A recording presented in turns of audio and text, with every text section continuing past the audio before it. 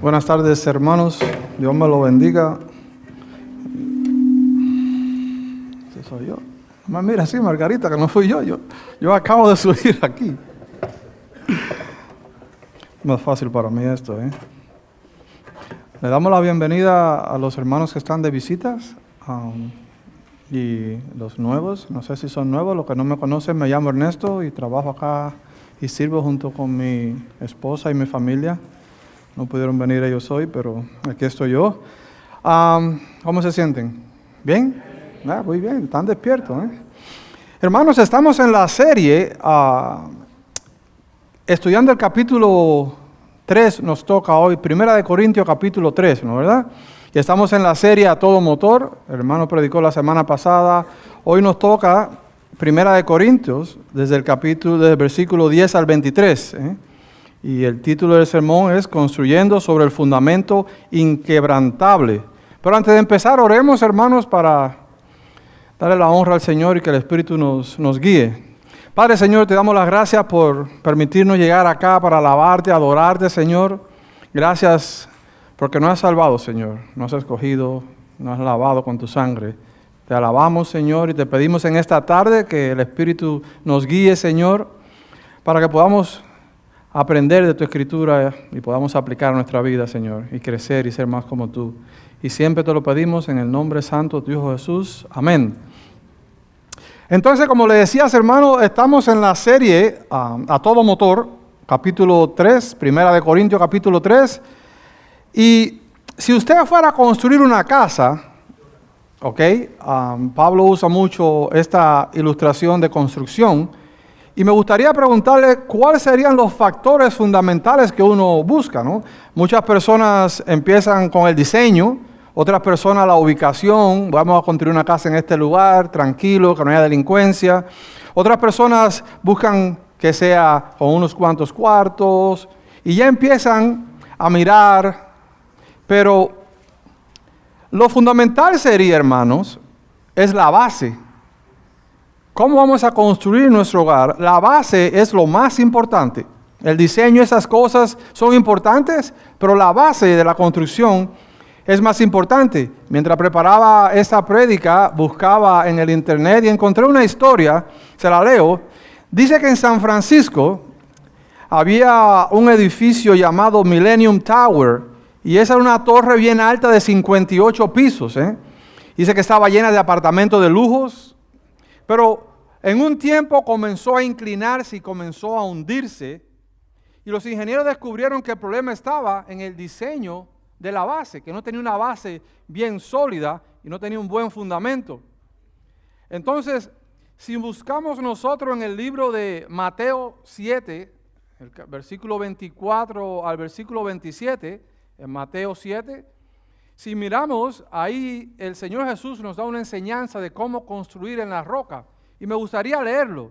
Mateo 7, versículo 24, dice: por tanto, todo el que me oye estas palabras y las pones en práctica, es como un hombre prudente. Dense en cuenta, como el Señor dice, el que oye, y no solamente es oír la palabra, porque nosotros podemos venir aquí, oímos, escuchamos la palabra, pero no la ponemos en práctica. Quiere decir que no hay aplicación. Por eso yo oraba al principio: Señor, enséñanos para poder aplicar. Porque uno puede tener mucho conocimiento y poca aplicación. El diablo predica pero no se convierte. Entonces, volviendo acá, dice el Señor que la persona que escucha, la persona que aplica, dice que un hombre prudente, ¿se dan cuenta? Que construyó su casa sobre la roca. Dice que cayeron las lluvias, crecieron los ríos y soplaron los vientos y azotaron aquella casa. Con toda la casa dice que no se derrumbó. Dice porque estaba cimentada sobre la roca. Esa es la razón por qué la casa no se derrumbó. Esta persona escucha, esta persona aplica y construye su casa en la roca. Pero mira que dice: pero todo el que me oye estas palabras y no las pones en práctica, es como un hombre insensato. Dense en cuenta que es la otra parte.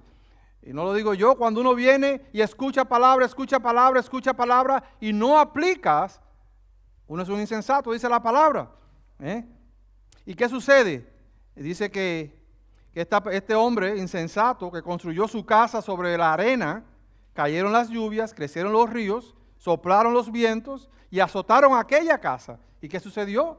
Dice que esa casa se derrumbó y grande fue su ruina. Al igual que el constructor sabio aquí en esta parábola de Jesús, tenemos nosotros que estar seguros que construimos nuestra iglesia al igual que construimos nuestra vida espiritual en el fundamento de Cristo. Pablo en su carta a los Corintios, y ahora vamos a empezar a entrar en esto, le dice que Jesucristo es el único fundamento. Y si nos damos cuenta y miramos en los Corintios, ahí en la iglesia de Corintios, ellos tenían problemas, habían divisiones. Ya vienen dos capítulos, este es el tercero y Pablo se lo trae. Desde el capítulo 1 se lo dijo, ahora viene de nuevo y está hablando de esas cosas. Estaban ellos edificando sus vidas espirituales con materiales superficiales, si lo podemos comparar unos con los otros, y no lo estaban haciendo de la manera correcta. Entonces vamos a leer Primera de Corintios, ¿ok? El capítulo 3, del 10 al 23, para estar seguro y mirar cuál es el contexto y qué el Señor nos enseña, que debemos aprender de acá. Y leo en el versículo 10, dice, conforme a la gracia de Dios que me ha sido dada, yo como perito arquitecto puse el fundamento y otro edifica encima. Pero cada uno mire cómo sobreedifica, porque nadie puede poner otro fundamento que el que está puesto, el cual es Jesucristo. Versículo 12. Y si sobre ese fundamento alguno edificara oro, plata, piedras preciosas, madera, heno, hojarasca, dice el versículo 13, la obra de cada uno será manifiesta porque el día la declara, pues por el fuego será revelada, y la obra de cada uno, cual sea, el fuego la probará. Si permaneciera la obra de alguno que sobreedificó, recibirá recompensa. Si la obra de alguno se quemare, él sufrirá pérdida, si bien él mismo será salvo, aunque así como por el fuego. Versículo 16. ¿No sabéis que sois templo de Dios y que el Espíritu de Dios mora en vosotros? Si alguno destruye el templo de Dios, Dios le destruirá a él, porque el templo de Dios, el cual sois vosotros, santo es. Nadie se engaña a sí mismo. Si alguno entre vosotros se cree sabio en este siglo, hágase ignorante, para que llegue a ser sabio, porque la sabiduría de este mundo es insensatez para con Dios, pues escrito está, Él prende a los sabios en su astucia de ellos, y otra vez, el Señor conoce los pensamientos de los sabios, que son vanos. Así que ninguno se gloríe de los hombres, porque todo es vuestro, sea Pablo, sea Apolo, sea Cefas, sea el mundo, sea la vida, sea la muerte, sea lo presente, sea lo porvenir. Todo es vuestro. Y vosotros de Cristo, y Cristo de Dios. Entonces, hermanos, entramos en el punto 1 de esta prédica y lo titulé como la gracia de Dios nos habilita para construir. Miremos el versículo 10 y el versículo 11. Dice el texto en el versículo 10, conforme a la gracia de Dios que se me ha sido dada, yo como perito arquitecto puse el fundamento, ¿no? Desen cuenta lo que dice ahí Pablo. Pablo empieza hablando y dice que la gracia de Dios nos habilita para construir. Miren lo que él dice, conforme a la gracia de Dios que me ha sido dada. Es muy importante, como él les recuerda a los corintios, que todo ese servicio, todas las cosas que él hace para Dios, es por su gracia.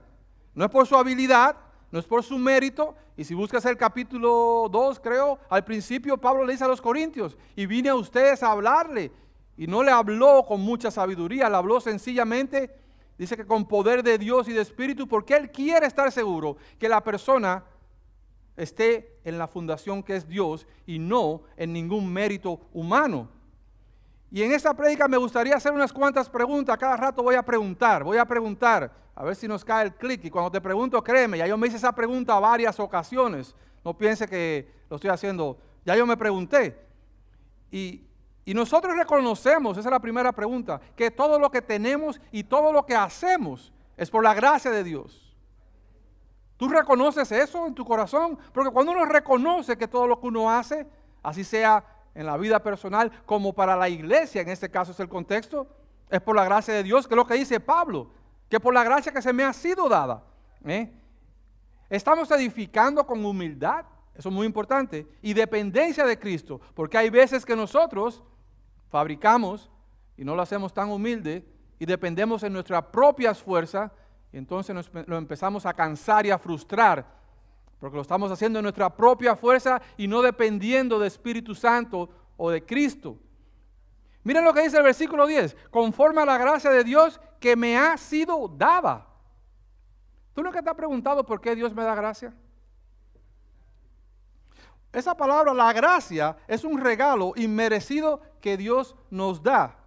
¿Pero por qué? Porque el Señor es misericordioso. Él nos ama profundamente. Y busqué más allá. Dice la palabra gracia en el Nuevo Testamento proviene del griego charis. ¿Y qué significa? Favor, bondad, un regalo inmerecido. Y esa palabra se usa más de 140 veces en el Nuevo Testamento.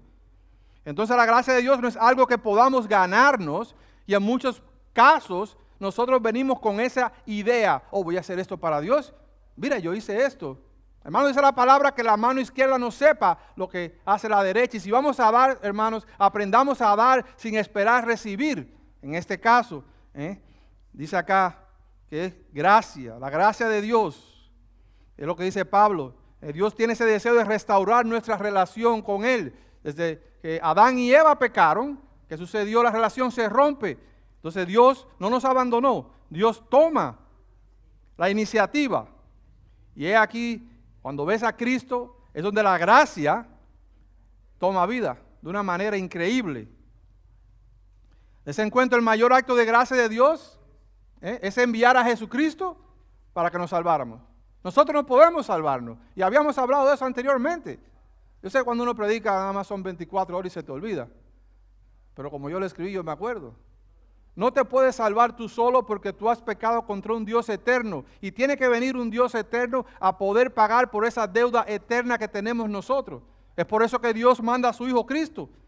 ¿Y qué dice Romanos 3:23? Por cuanto todos pecamos. Ahí no hace sección. Todos pecamos y estamos destituidos de la gloria de Dios. Y mira que dice, siendo justificados gratuitamente por su gracia, mediante la redención que es Cristo Jesús. Y los hermanos dicen, hermano, pero usted, hermano, cada vez que nos paramos a hablar hay que compartir el Evangelio. Y ese es el Evangelio, que somos pecadores y por la gracia de Dios somos salvos. Y una vez que uno se arrepiente y entiende que eres salvo por la gracia de Dios, no te mereces. Yo no me merezco estar acá arriba parado predicando, pero por su gracia, como mismo le dice Pablo a los Corintios, que le dice, por la gracia que me es dada, es que yo hago las cosas que tengo que hacer. Y créame, hermano, a medida que usted empieza a madurar en la palabra y usted empieza a ver las cosas como Dios le empieza a abrir los ojos, te empieza a dar cuenta que no eres válido. No, pero gracias a Dios, que se manifiesta en Cristo Jesús, y no nos da lo que nosotros merecemos, porque dice la palabra que la paga del pecado es la muerte. Y esa es la buena nueva que comienza con una mala. Somos pecadores. Entonces la obra que tú hagas, no pienses que la vas a hacer porque yo tengo algún mérito. Dice la palabra que las obras de nosotros son trapos de inmundicia. ¿Sabes con trapo de inmundicia? Búscalo. Vas a ver lo que quiere decir la palabra inmundicia. Pero lo lindo de todo es, Efesios 2, del 8 al 9, porque por gracia sois salvos, por medio de la fe, y esto no es de vosotros, hermano, esto no es de nosotros, dice la palabra ahí, pues es el don de Dios, y no por obras. ¿Y por qué no es por la obra? Porque Dios no quiere que nadie llegue allá arriba al cielo un día y diga, yo llegué aquí yo solo con un cartel bien grande, me salvé, yo encontré a Dios, sabía que Él iba a hacer eso. No, para que nadie se gloríe. Es por eso que dice Pablo que por esa gracia que le he dado, entonces, ¿qué sucede, hermano? Que a medida que tú empiezas a entender esta cosa, al aceptar a Cristo como Señor y tu Salvador, solo así podemos ser perdonados ante Dios, solo así podemos ser transformados por su gracia, porque al tú aceptar a Cristo vas a darte cuenta que el Espíritu viene y mora en uno. Cuando uno se arrepiente del pecado y uno que hace la palabra, tú de verdad te das cuenta, Dios te abre los ojos, lo crees en tu corazón, lo dices con tu boca, ¿y qué sucede? ¿Qué sucede? Que el Espíritu de Dios viene y mora en ti. Cuando tú entiendes lo que es la muerte y la resurrección, el poder del Espíritu de Dios que levantó a Cristo de los muertos, cuando tú crees en eso, el Espíritu dice la palabra que viene y mora en ti, lo vas a ver ahí más adelante que te lo leí. Entonces, volvamos al versículo 10, conforme a la gracia de Dios que me ha sido dada, y es importante entender eso, que cualquier servicio que nosotros realizamos en la iglesia es por la gracia de Dios, no por méritos humanos. Miren el versículo 11. Bueno, en el 10. Dice que me ha sido dada, dice, yo como perito arquitecto puse el fundamento y otro edifica encima. Dense en cuenta que Pablo pone el fundamento. Nosotros ponemos el fundamento de los apóstoles, Cristo. Y dice que viene otro y edifica encima. Pero continúa con una advertencia. Mira la advertencia que le hace en el versículo 10. Pero continúa diciendo esto, pero cada uno mire cómo sobreedifica. Y Pablo le encanta esta ilustración de la construcción. Muchas personas trabajan construcción y hablaba con un hermano ahorita en plano acerca de eso. Cuando tú entiendes lo que es la base de la construcción y ves la ilustración, te das cuenta hasta cierto punto. Oye lo que dice Pablo, Dice Pablo que Cristo es el único fundamento. Él es la roca. Y la advertencia nos dice que podemos hacer. Des en cuenta versículo 11. Él te dice que nadie arriba. Pero que nadie pero todo, cada uno mire cómo sobreedifica. Versículo 10 se lo está diciendo. Y en el 11 te dice lo que tienes que hacer. Primero nos advierte. Y después, ¿qué nos dice? Lo que tenemos que hacer. Porque nadie puede poner otro fundamento. No lo puedes hacer. Nadie puede poner otro fundamento, versículo 11, que el que está puesto, el cual es Jesucristo. ¿Se dan cuenta? Nadie puede poner otro fundamento. Pablo nos dice que la iglesia debe ser edificada en la persona y la obra de Jesús. Y nadie puede fabricar sobre eso. Y cuando yo leo esas cosas, vuelve la pregunta. ¿Estamos edificando nuestra vida sobre Cristo o nos estamos apoyando en filosofías humanas o logros personales? Porque ese era uno de los problemas que tenía la iglesia de Corintios. Si ves el capítulo 1, Pablo abre diciendo, dándole las gracias a Dios y de ahí rompe con todos los problemas que tenían los corintios. Y en muchas ocasiones así le pasa a la iglesia de hoy en día. Y uno lee y dice, wow, esa iglesia de Corintios. Vamos a mirarnos nosotros, vamos a autoexaminarnos. Y la pregunta en la mesa es, ¿estamos edificando sobre Cristo? ¿Nos estamos apoyando en filosofía humana? Y eso aplica a la iglesia. ¿Nuestra iglesia está fundamentada en Cristo o en la popularidad de un líder o en un programa atractivo? Y como dice Nico, los programas son parte de. Pero hermano, no hace falta un programa para evangelizar a alguien. No hace falta un punto 1, 2 y 3. Hay que decirlo como es. Evangeliza, coja su Biblia, móntese en su carro y comparta. No, vamos a traer un poco de gente. Sí, eso es bueno. Pero no puede ser la iglesia fundada en eso. La iglesia está fundada en Cristo Jesús. Y vamos a ver más abajo que la sabiduría de Dios opuesta a la sabiduría del mundo. La sabiduría del mundo, cuando tú haces venta, te dice, trae gente, vamos a poner un cartel, vamos a dar esto gratis, vamos a hacer esto para que la gente venga. Y cuando venga, le vendemos. Las cosas de Dios no trabajan así. Y en muchas ocasiones, eso es lo que hacemos. Que no está mal, pero no debe ser eso la base de la iglesia. Miren qué le dice Pablo a la iglesia de Colosas en Colosenses 2, del versículo 6 al 7. Dice, por tanto, de la manera que recibiste a Cristo Jesús, andad en Él, caminar con Cristo. Dice la palabra, arraigados y sobreedificados en Él. Y cuando digo arraigados, ustedes, los que cortan árboles aquí, saben que cuando hay que remover un árbol, usted ve esas raíces que salen, hay que traer una máquina y romper el piso y cuesta tanto trabajo quitar esa raíz. Eso es lo que nos dice Pablo a nosotros, esa es la ilustración, arraigados ¿en quién? En Cristo. Y dice que sobreedificados en Cristo. Y dice que confirmados en la fe, así como habéis sido enseñados. En Colosas había problema también con la doctrina. Entonces Pablo enseña a los corintios acá que hay que tener cuidado cómo uno sobreedifica. Y nos dice que la base ya está puesta, es Jesucristo. Ya no hay más revelación, no venga que tenga una revelación nueva. Oye, hermanos, a veces que las personas andan buscando cosas nuevas para llenar ese hueco que tiene, cuando ya todo está hecho, ya Cristo vino, pagó. Entonces Pablo está hablando, y des en cuenta que ahora llegamos al punto 2. Después que Pablo habla de eso, empieza a hablar de los materiales, diferentes materiales que él usa. Y el punto 2 es los materiales de construcción. Vemos la calidad versus ser superficial. Vamos allá al versículo 12 al 15, primera de Corintios 3, versículo 12 al 15, leamos. Y dice ahí, y si sobre ese fundamento, vamos hablando de Cristo, alguno edificara oro, plata, piedras preciosas, madera, heno, hojarasca, el versículo 3 dice, la obra de cada uno hará manifiesta, porque el día la declarará, pues por el fuego será revelada y la obra de cada uno, cual sea, el fuego la probará.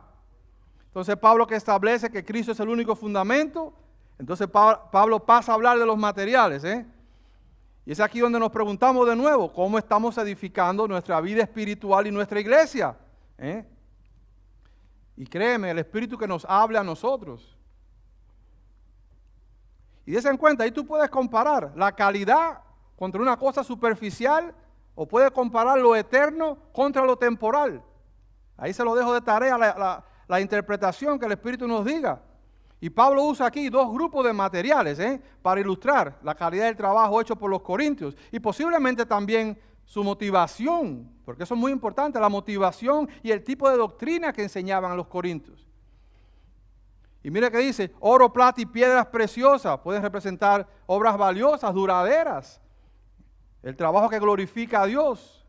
Y ahí viene y habla de la madera, el heno, paja, puede representar obras superficiales. Nadie viene y pone un ladrillo y pone un poco de paja, un poco de heno.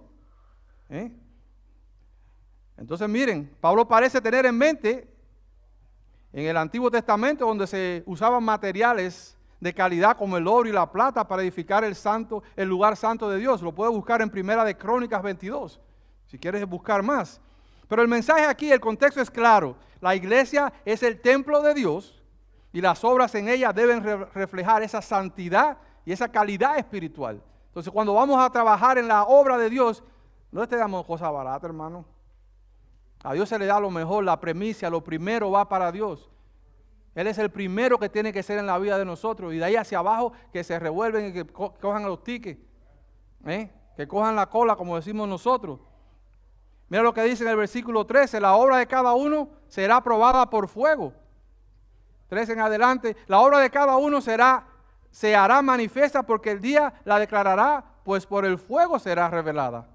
Y la obra de cada uno, cual sea, el fuego la probará. Si permaneciera la obra de alguno que sobreedificó, está sobreedificando sobre Cristo, recibirá recompensa. Eso es bueno, Si la obra de alguno se quemara o se queme, él sufrirá pérdida, sin bien él mismo será salvo, aunque así como por el fuego. Y hermano, es crucial interpretar este versículo de la manera correcta mirando el contexto, porque este versículo ha sido mal interpretado durante toda la historia. Algunos lo usan para enseñar lo que es el purgatorio, Otros lo usan para la salvación por obras, pero ya sabemos que somos salvos y no es por las obras, es lo que enseña el libro de Efesios. Otros lo usan para el juicio a individuos, no a la iglesia. Pero Pablo nos lleva a entender cómo finalmente el fuego revelará la verdadera naturaleza de nuestras obras. Nos advierte que nuestras obras serán probadas por el fuego un día, el día del juicio. Y no está hablando del fuego eterno de condenación, más bien como una evaluación de la calidad de nuestras obras. Si tú te vas a 2 de Corintios, ahí Pablo le sigue hablando. 2 de Corintios capítulo 5, el versículo 10, 2 de Corintios 5, 10, porque es necesario que todos nosotros compadezcamos ante el tribunal de Cristo. Todo lo que está aquí adentro va a tener que dar cuenta. Hasta yo que estoy en el bombo. Todos nosotros tenemos que dar cuenta. De ahí lo que dice Pablo, y se lo está diciendo a los Corintios en la segunda carta que él le hace. Dice, ¿para qué tiene que dar cuenta? Para que cada uno reciba según, que dice ahí, para que cada uno reciba según lo que haya hecho mientras estaba en el cuerpo, sea bueno o sea malo. Depende de lo que tú hagas. No, yo no voy a pararme al frente. Sí, te tiene que parar. Sí, tiene que entrar por el aro. Todo el mundo tiene que entrar. Y eso te pone a reflexionar cuando tú sabes que tienes que pararte ante Dios. Y tienes que dar cuenta. Imagínense que a uno le dan un ticket y tú vas a la corte y las personas están temblando. A veces pagan a un abogado para no ir a la corte, porque no se quieren parar ante el juez. Imagínense ante el Dios celestial. Y volvemos con la pregunta, ¿estamos construyendo con materiales espirituales de calidad para la gloria de Dios? ¿O estamos enfocados en las apariencias? Porque aparentemente a la vez las cosas se ven muy bien, ¿Y cómo está el corazón? ¿Cómo está tu relación con Dios? Y cuando digo eso, yo también me autoexamino, ¿eh? No piense porque uno predica no le cae a uno. Uno se pasa unos cuantos días leyendo y ¡pum!, el Espíritu te está hablando. Lo que importa no es solo lo visible, sino lo que permanece para la eternidad. Eso es lo que le importa. Dios no solo evalúa lo que hacemos, sino cómo y por qué lo hacemos. ¿Cuál es el motivo que tú le estás sirviendo a Dios? Porque tú quieres la gloria, tú quieres el poder, tú quieres que la gente diga, uy, sí, mira, fulanito de tal, el título que tiene, y fulanito del otro. ¿Eso es lo que tú quieres? ¿O tú le quieres servir a Dios porque tú entiendes lo que es la gracia de Dios y tú como una persona agradecida quieres servir y darle todo porque ya has entendido que eres salvo por la gracia? Cuando entiendes que ya tú no vales nada, hermano, que tú dices, no, Señor, si yo te fallo a cada rato, como le decía Pablo, bástate con mi gracia, y la hermana decía eso el miércoles en el grupo. ¿Estamos dependiendo de Cristo o de nuestra sabiduría? Y ahí Pablo nos lleva al punto 3, es el versículo de nuevo, 14 y 15. Habla de las recompensas y las pérdidas, el juicio de las obras. Miren lo que dice el 14, si permaneciera la obra de alguno que sobreedificó, recibirá recompensa. Si la obra de alguno se quemara, él sufrirá pérdida. Si bien él mismo será salvo, aunque así como por el fuego. Ese versículo 14, la recompensa para los fieles. Pablo dice que si nuestra obra permanece, después de ser probada por el fuego, y volvemos, vamos a recibir recompensa. Vamos a recibir una recompensa. Y esta recompensa no es la salvación, porque ya tú eres salvo en Cristo. Si ves el capítulo 1 de Corintios, los corintios estaban pecando. Y Pablo no le dice, oh, se van a perder la salvación. No. Él le da gloria a Dios. Entonces, si recibimos una recompensa eterna, eso refleja, hermanos, que la fidelidad de nuestras obras para Dios. Debemos enfocarnos en obras que glorifiquen a Dios, no que nos apunten a nosotros. En lugar de buscar reconocimiento inmediato en esta vida, tenemos que buscar y agradar a Dios en lo que hacemos para las cosas venideras. Y tenemos, hermano, es que es duro, porque a veces uno quiere apuntar, apenas tú dices, yo te voy a enseñar, ya tú quitaste la vista de Dios. Todo apunta al Señor. Y eso estaba pasando ahí en Corintios, que querían, yo soy de esto, yo soy del otro. Mire este versículo, Mateo 25, 21. Dice Mateo 25, 21, bien buen siervo y fiel, hablando de la fidelidad a la obra de Dios. Sobre poco has sido fiel, sobre mucho te pondré, entra en el gozo de tu Señor. Hay veces que nosotros pensamos que lo que hacemos para la gloria de Dios no es nada. Déjame decirte, el mínimo trabajo que tú haces, aunque tú recojas un papelito, aunque tú vengas a limpiar los domingos, eso es para la gloria de Dios. En tus ojos eso es poquito. Pero mira el Señor lo que te dice, eres fiel en lo poco. ¿Y qué te dice el Señor? Sobre mucho te pondré, entra al gozo de tu Señor, te da esa salvación eterna. Eso es lo que el Señor nos da. Y hablando de la limpieza, hermano, tenemos que venir a limpiar aquí. Ya vamos a parar ahí porque el otro día conversábamos y siempre son los tres gatos. Está la regla 80-20 saliéndome de Corintio ahora. Tenemos que apoyar, hermano. Tenemos que apoyar. La iglesia va creciendo, van llegando nuevos miembros. Tenemos que apoyar. Este es el templo del Señor. Y es bueno hablar de eso porque estamos hablando cómo edificar la iglesia. La iglesia crece, se necesitan líderes. Y es bueno saber cuando la persona quiere aprender de Cristo, cuando la persona quiere buscar de Cristo. ¿Ves? Y a veces nos enfocamos tanto como, no, todo el mundo puede predicar. Y si quiere predicar, bienvenido al club, venga, conversemos. Si el Señor anda buscando gente. Pero hermano, tenemos que servir al Señor. Tenemos que servir al Señor. Y eso es parte de la fidelidad a la obra de Cristo. Es un cuerpo y no todo el mundo hace lo mismo. Jesús no promete recompensa para aquellos que son fieles con lo que se le ha dado. Mira el versículo 15 lo que dice volviendo a Corintios. Si la obra de alguno se quemara, él sufrirá pérdida, si bien él mismo será salvo, aunque así como por el fuego. Si nuestras obras se quemaran y no resisten la prueba, sufriremos pérdida, lo que hablaba al principio de la prédica, aunque seremos salvos. Y esto es clave, será como escapando del fuego, dice Pablo. Y esto no significa que vas a perder tu salvación. Estas pérdidas son recompensas eternas de las obras superficiales que estábamos haciendo acá. Estás perdiendo todo. Y volvemos. El valor eterno de nuestras acciones, lo que tú hagas aquí en la tierra, tiene valor eterno. El Señor nos lo está enseñando. No debemos conformarnos solo con ser salvos. Ya acepté a Cristo, yo me echo para atrás, le doy al recliner, que allá vaya el otro y que trabaje allá. Yo me quedo aquí, la regla 80-20. 20 personas corren el show para 80 gente. Muchas personas vienen a las iglesias y se sientan de espectadores. Nadie quiere venir, coger una vacuum o venir y decir, hermano, ¿qué hace falta hacer? ¿Ves? Hay diferentes maneras de contribuir. Tenemos que enfocarnos ¿en qué? En glorificar a Dios con lo que hacemos. Mira lo que dice el versículo en Apocalipsis 22:12. He aquí yo vengo pronto, hablando el Señor, y mi galardón conmigo para recompensar a cada uno según sea su obra. Disculpen. Jesús promete traer galardones, hermanos, según nuestras obras, recordando que nuestras acciones aquí tienen impacto eterno. Entonces aquí hemos visto, ¿qué ha dicho Pablo? ¿Cómo edificamos? ¿Qué material usamos para edificar?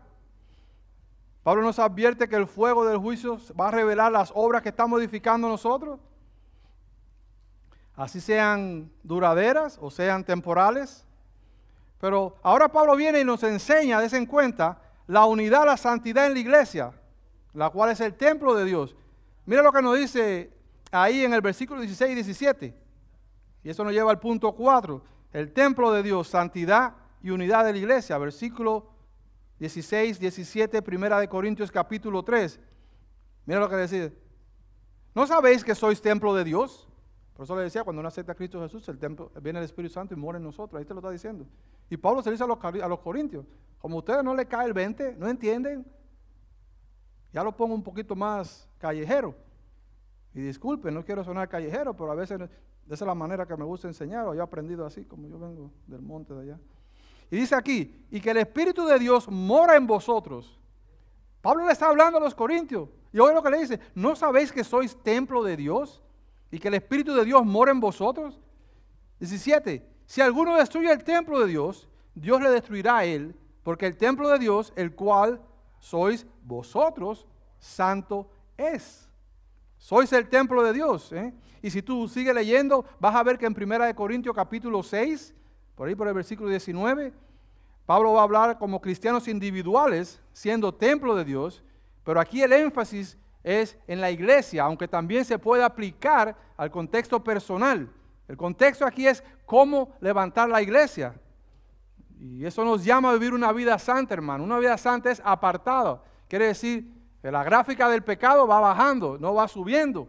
Porque ahora cualquier gente, no, ya estoy salvo. Vamos a seguir haciendo lo que yo hacía antes. Entonces usted no es salvo. La salvación no se pierde. No podemos tratar a la iglesia como una institución humana, hermanos. Porque la iglesia es el templo de Dios, la iglesia somos nosotros, y cuando nos unimos todos, hacemos el cuerpo de Cristo, y cada cual tiene un trabajo que hacer. Entonces el templo de Dios no se puede tratar como cualquier cosa. ¿Por qué? Porque el templo de Dios es santo. Tenemos que ser cuidadosos con las actitudes que nosotros, cómo nos comunicamos con los hermanos acá en el templo de Dios. Las acciones dentro del cuerpo de Cristo. Somos responsables por mantener la unidad. Entender que somos templo de Dios nos cambia la manera de pensar dentro de la iglesia. Y se dan cuenta la advertencia que hace Pablo. ¿Se dan cuenta en el versículo 27? Pablo da una advertencia a los que destruyen la iglesia. Yo no destruyo la iglesia, yo vengo aquí ni rayo las paredes. Esos son los niñitos chiquititos que rayan las paredes. Si alguno destruye el templo de Dios, si tú destruyes la iglesia, dice ahí el 17, Dios se destruirá a ti. El templo de Dios, su iglesia es santo y a Dios le importa cómo tratamos su santo templo. Si alguien destruye la iglesia, como estaba pasando en Corintios, que había divisiones, tú vienes con falsas doctrinas, egoísmo, eso daña el cuerpo de Cristo. Y Dios advierte a las personas que vienen con esa idea al templo. Las personas recibirán un severo juicio de Dios. Entonces la pregunta de nuevo es, ¿estamos construyendo en unidad y promoviendo la paz? Y siempre me acuerdo, Nico me dice, no, tenemos que ser pacíficos. Uy, yo que tengo sangre de eso que de momento se me sube. Sufro ahí. Ok, vamos a ser pacíficos, vamos a ser pacíficos, vamos a ser pacíficos. En la iglesia y en la casa también, porque una cosa aquí y otra allá. Cuando llega a la casa todo el mundo te conoce tal como eres, ¿eh? Aquí tal vez te manifiesta de una manera, pero en la casa es diferente, porque todo el mundo te ve cuando te enojas, cuando echas mala palabra, o cuando los muchachos... Entonces, ¿estamos nosotros construyendo la iglesia, el cuerpo de Dios como debemos? Debemos examinarnos nosotros internamente, nuestras acciones. ¿Estamos promoviendo la paz o estamos dividiendo el cuerpo de Cristo? Estamos llamados a mantener la unidad, hermano. Y yo sé que aquí hay diferentes países, diferentes culturas, diferentes personalidades, pero en Cristo Jesús somos uno solo, porque es un solo espíritu. En Cristo no hay división, que es lo que le dice Pablo. Ustedes son como carnales. No, ¿cómo que somos carnales? Se lo está diciendo. Hay disensión, hay discusión, hay división entre ustedes. Y no debe ser así en la iglesia. Y ya que hemos visto la importancia de entender que somos el templo de Dios y debemos mantener su santidad, volvemos a reflexionar. Tenemos que llevar entender que la sabiduría de Dios es diferente a lo del mundo, lo que hablaba anteriormente.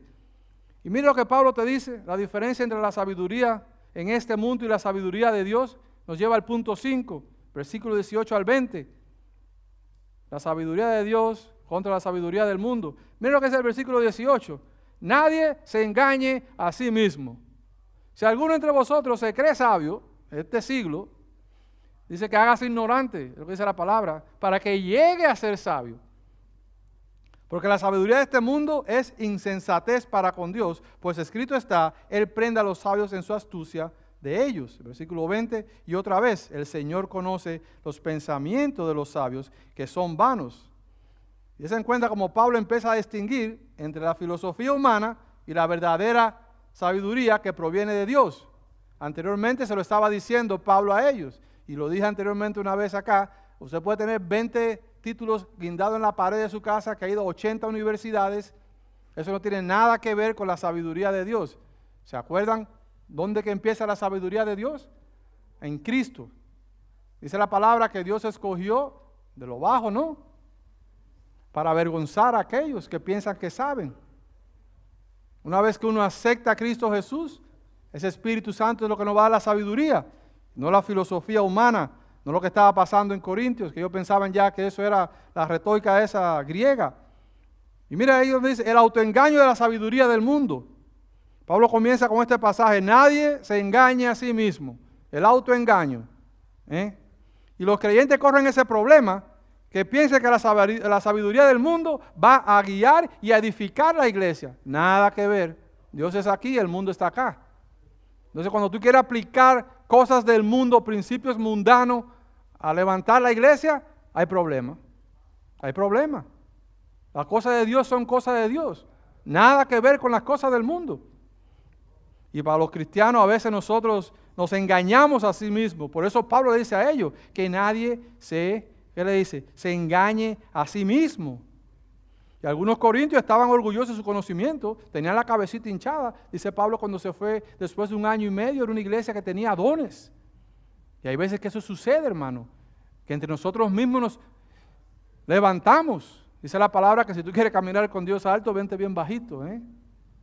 Tenemos que venir humilde ante Dios, humilde ante Dios. Entonces estos corintios tenían esos orgullos de su conocimiento filosófico, lo estaban mezclando, estaban confiando en los sabios de su tiempo, pero ahora Pablo le está aclarando, hey, esto no va así, Dios no lo ve así, Dios lo ve como insensatez. Y lo que está Pablo escribiendo aquí se está refiriendo al Antiguo Testamento, al libro de Job, capítulo 5, versículo 13. Eso es lo que está sacando Pablo ahí. Dice que prende a los sabios en la astucia de ellos y frustra los designios de los perversos. Por eso cuando la gente se cree que soy un doctor, trata de resucitar a un muerto. Ya, ahí mismo le frustra la mente. ¿Por qué no pueden ver más allá de ciertas estrellas? Le frustra la mente. Y vuelve, y Pablo está hablando ahora del Salmo 94:11, ahí se lo está volviendo a decir. Jehová conoce los pensamientos de los hombres. Dice que son vanidad. Hay veces que nosotros nos enfocamos tanto en las cosas de este mundo, en las cosas materiales. Voy a hacer dinero, voy a gozar, voy a hacer esto. Y déjame decirte, yo he predicado en algunos funerales y yo nunca he visto una caja de muerto con bolsillo. Dice la palabra que como llegase desnudo, así tú vas echando, igualito. Entonces cuando tú te empiezas a poner más viejo y empiezas a ser más maduro o que te toma una enfermedad, los ojos se te abren y te das cuenta que todo este tiempo que tú has gastado haciendo muchas cosas del mundo, no te la vas a poder llevar. Y si quieres saber más, vete al libro de Eclesiastés. Ahí te lo va a decir bien clarito. Ahí te lo va a decir bien clarito acerca de las cosas de ese mundo. Vanidad de vanidades, dice el predicador.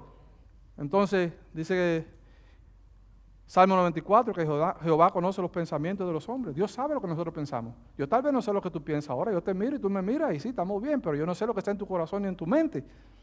Dice la palabra que son vanidad. Y Pablo usa estos versos para enfatizar que Dios conoce los pensamientos de los sabios de este mundo y los ve vacíos, los ve sin valor. Es por eso que tenemos que estar nosotros fabricando nuestra vida espiritual, nuestra iglesia en Cristo Jesús. ¿Se dan cuenta? La verdadera sabiduría viene de Dios, y es muy diferente a la sabiduría humana que busca un prestigio, busca un reconocimiento. Eso lo tiene todo el mundo. Las personas quieren poder, hermano.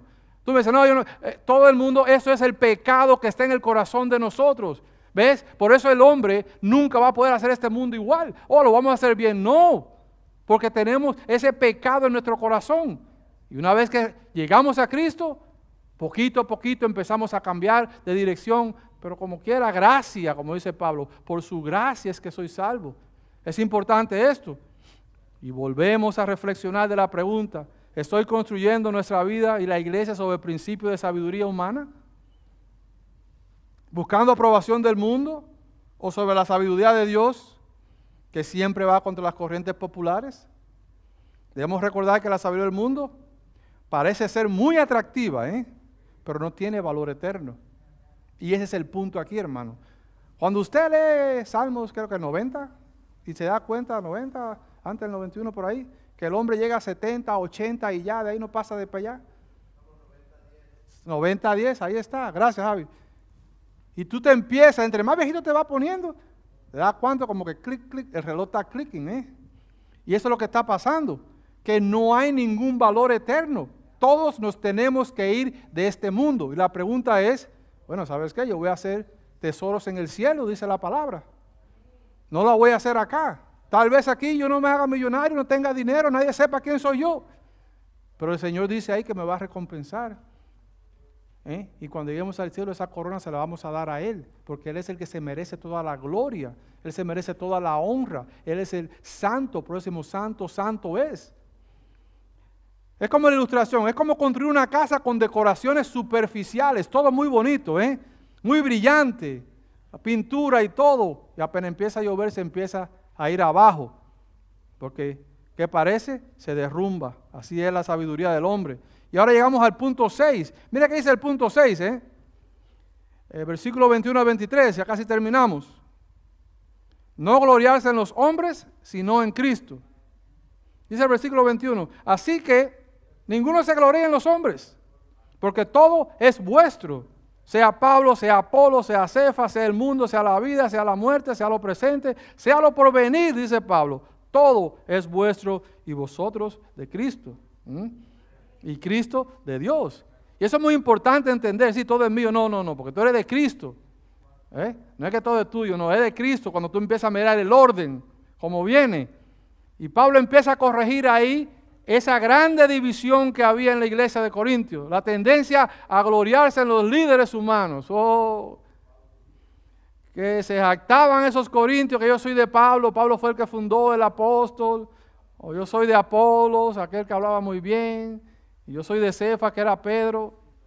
Pero ¿qué aclara Pablo? Que Cristo es la fuente de toda la bendición y que tanto él como Apolo, como Cefas, como cualquiera, son siervos de Dios. Y está bien, hermano, en fijarse en un predicador. Me gusta cómo predica, me gusta su estilo, es bíblico, cristocéntrico, como tú lo quieras hacer. Pero la vista tiene que estar en Cristo. No en un libro, que ese libro está bien bueno. No, Cristo es el que nos ha redimido a nosotros. Y la carrera hay que correrla con los ojos puestos en Cristo. Es por eso que a veces cuando una persona cae en pecado, empezamos de una manera negativa. ¡Ay, pero ya yo no quiero ir más a la iglesia! Se estaban haciendo eso, lo otro. Porque tu vista no estaba en Cristo. Apenas uno empieza a poner la vista en los hombres, ¿qué sucede? Empieza a privarte de la visión de Cristo. Tenemos que mantener los ojos puestos en Cristo y sabemos que somos salvos por la gracia. Y la iglesia a veces, cuando una persona cae en pecado, ay hermano, es como caerle patada a un caballo muerto. Dice la palabra que tenemos que ser ustedes que son espirituales, enseñar a los hermanos con amor, hermano. ¿Por qué? Porque tú puedes ser el otro que caiga. ¿Ves? Tenemos que enseñar ese amor de Cristo. Entonces, ¿qué es lo que decía Pablo? Gloríese en los hombres, limita nuestra visión. Todo lo que hemos recibido en Cristo. Cuando tú empiezas a apuntar acá, tú limitas lo que Cristo te ha dado a ti. Hay veces que nos jactamos, como decía, de hombres humanos. Nada malo, que hay hermanos que lo usan, pero todo tiene que estar en Cristo. Y mira lo que le dice, la vida, la muerte, lo presente, lo porvenir, nos pertenece en Cristo. Nuestra confianza debe estar solamente en Él. Y memoriza este versículo, Efesios 1, 22, 23. Dice que Dios sometió todas las cosas bajo sus pies. Todo. Todo está bajo los pies de Cristo. Toda autoridad está bajo los pies de Cristo. Ahí está. ¿Y qué hizo? Y lo dio por cabeza sobre todo a la iglesia. Si tu iglesia no es cristocéntrica, si Cristo no está en tu corazón, yo no sé a qué iglesia tú vas ni le llame iglesia, porque dice aquí que todas las cosas a la iglesia, lo cual es su cuerpo. Nosotros somos parte del cuerpo de Cristo. Y ahí te dice, la plenitud de aquel que todo lo llena en todo. ¿Usted no se ha dado cuenta que hay mucha gente allá por estrella de cine y eso, que de momento están en droga y se suicidan? Y tú dirás, pero con todo el dinero que tiene ese hombre se mata. ¿Ustedes saben por qué, hermano? Porque dice la palabra que estamos hechos a la imagen y semejanza de Dios. Hay algo en nuestra vida que solamente Cristo llena. ¿Y qué sucede? Que cuando nosotros en ese hoyo empezamos a meter mundo, tú nómbralo, sexo, droga, mujeres, lo que tú le quieras meter ahí adentro, siempre vas a estar vacío. Y el trabajo del diablo es desviarnos de la visión de Cristo y diciéndote, esto te va a llenar, esto te va a llenar. Y ahí te lo dice la palabra, de la plenitud de aquel que todo lo llena en todo. Uno hasta que no conoce a Cristo Jesús, pero uno lo conoce, que el Señor le abre los ojos, te das cuenta que tu propósito en esta vida es adorar y glorificar a Dios. Es por eso que andamos como un perro queriendo morder su cola. Porque tienes que entender que estás hecho para adorar a Dios. Entonces, ¿qué sucede? Cuando empezamos a hacer cosas que no le agradan al Señor y no le damos la gloria a Él, vamos a terminar con problemas. Y es lo que pasaba acá. Todo lo que nosotros necesitamos para edificar está en Cristo. ¿Se dan cuenta la lista que hace Pablo ahí? La muerte, la vida, lo presente, lo porvenir, te lo pone ahí. Y si te vas a Romanos te lo dice, que nada te va a apartar. Y esa mañana cuando manejaba, meditaba en ese versículo, que somos más que vencedores, que nada te puede apartar del amor de Dios que está en Cristo Jesús. Ni lo alto, ni lo bajo, ni principado, nada te puede apartar. El amor de Dios está en Cristo Jesús. Dios nos ama tanto, hermano. Y cuando tú llegas a entender eso, se te hace un nudo en la garganta porque tú entiendes. El Señor te abre los ojos y te dice, porque tú te autovaloras y tú dices, no, yo no sirvo para nada. Los hermanos no ven lo que yo estoy pensando, pero Dios sí te ve. El Espíritu Santo te trae la convicción. No pienses así. Digo, Señor, pero ayúdame. Y cuando tú ves que Dios te ama tanto, hermano, que tú entiendes el valor que tú tienes ante Dios, dice la palabra que te tienen en la palma de tu mano y que nadie te arrebata de ahí. El Señor nos ama tanto y cuando tú empiezas a entender que ese amor viene por la gracia que está todo en Cristo, no, hermano, usted empieza a hacer lo que el Señor le pida. Así dice de brinque, y tú dices, ¿qué alto quiere que brinque, Señor? Y ahí vemos en Efesios que todo está en Cristo. Entonces, todo lo que necesitamos está en Cristo, no está en el mundo. Entonces ya Pablo da esta enseñanza y nos recuerda con que Dios usa a los líderes, Dios usa a otras personas, toda la gloria va siempre a Cristo y tenemos que mantener nuestra carrera con los ojos en Él. Y mire, ya de conclusión, ¿qué hemos hablado el día de hoy? Hablamos de la gracia de Dios, que la gracia de Dios nos habilita para construir, trabajar en el templo. Si tú tienes problemas que tú no quieres servir, vete a la relación con Cristo. Pero cuando uno se relaciona con Cristo, usted tiene ese deseo de servir, hermano. Cristo es el único fundamento sobre el cual debemos construir. Hablando de la prédica de hoy, nuestra vida, la iglesia, cualquier otra base es inestable. ¿Qué más vimos? Los materiales de construcción, la calidad contra las cosas superficiales. Debemos edificar con materiales duraderos, no cosas temporales, no mirar las cosas temporales, sino las cosas que vienen allá, hermano, cuando venga el Señor. Hablamos también del templo de Dios, su santidad, su unidad. ¿Qué dice? Que somos ¿qué? Templo del Espíritu Santo. Y tenemos que mantener esa unidad y esa santidad como iglesia. También hablamos de la sabiduría de Dios contra la sabiduría del mundo. No debemos confiar en la sabiduría de este mundo. Eso es insensatez para Dios, locura para Dios. Tenemos que poner nuestra confianza en Cristo. Y tú dirás, no, tú tienes a Cristo. Pero es que todo es acerca de Él, hermano. Desde Génesis hasta Apocalipsis, todo es Cristo Jesús. Date cuenta. Entonces, ¿el desafío cuál es? Preguntitas. ¿Sobre qué fundamento estoy edificando mi vida? Esa es la pregunta. ¿Qué estás tú edificando tu vida? ¿Sobre qué fundamento? ¿Estás construyendo sobre Cristo o sobre filosofía de este mundo? Y es un momento para reajustar, hermano, la vida de nosotros. Hay veces que le fallamos al Señor y uno se siente mal. El Espíritu nos trae convicción, pero hermano, no es que hayamos ganado esa batalla. Usted se para, como hace el boxeador, asimila el golpe, le limpian los guantes y de vuelta a la batalla. El Señor te ama. Acuérdate que tu salvación es basada en lo que Cristo hizo. Tenemos esa posición en Cristo, no en lo que tú puedas hacer. Y si tú piensas que nunca le vas a fallar al Señor, examínate. Lo lindo es que aprendas de ahí, que el Señor te quiere enseñar algo. Señor, enséñame qué tú quieres que yo haga con esto. Y todo va a ser a su gloria. Entonces, como iglesia, somos llamados a construir juntos. No dejes que el enemigo te tenga sentado. No, que tú vas a hacer aquí, mira tú, No dejes que el enemigo te haga eso. Cuando te vengan esos pensamientos, repréndelo en el nombre de Cristo Jesús. Ya las cosas que yo vivo, las vivo en el Espíritu con Cristo. No podemos andar en la iglesia con divisiones, con ambiciones personales, o estar buscando esa sabiduría del mundo. Y al final, hermano, quiero leer este versículo, 1 Corintios, en el capítulo 15, versículo 58, y Pablo le dice a los corintios, así que hermanos míos, amados, le dice, amados, dice, estad firmes y constantes. Hay veces que estamos firmes, pero no estamos constantes. ¿Sabe lo que es constante? Todo el tiempo ahí, machacando. ¿Usted no ha visto un camión de petróleo que está ahí, que parece que se va a apagar y no se apaga? Eso es la constancia. Eso es la constancia. Cuando uno está constante y está firme en el Señor es cuando viene la madurez espiritual. Es cuando uno puede empezar a trabajar cosas más fuertes todavía. Dice la palabra aquí. Pablo le escribe a los corintios, estar firmes y constantes. Dice, creciendo en la obra del Señor siempre. Creciendo, hermano. Hermano, ¿usted piensa que cuando uno se para a predicar aquí ya uno nació así predicando? Hermano, uno tiene que leer y tiene que comer Biblia y libros y 20,000 cosas para uno poder, y el Señor te va llevando y te va enseñando muchas cosas. A veces que pensamos, sí, me gustaría hacer esto. Bueno, empieza hoy ya. ¿Ves? Para edificar la iglesia se necesitan obreros. Dice que no hay obreros, hermano. La palabra te lo dice. La mía es mucha, pero faltan obreros. Es un llamado a todos. Eso no quiere decir que todos tenemos trabajo, pero tenemos que hacer prioridad para las cosas de Dios. Y Pablo se lo dice, creciendo en la obra del Señor siempre.